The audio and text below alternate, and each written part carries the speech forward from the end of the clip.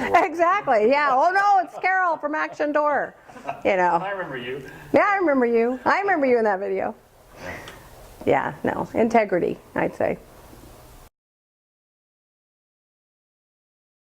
We have employees that are hourly employees. They're not piece workers or private contractors.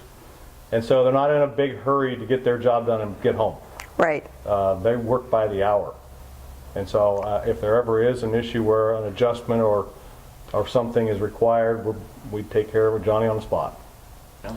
All of them are, like I said, hourly employees. They're all background checked because we do work for big companies like Costco to require that.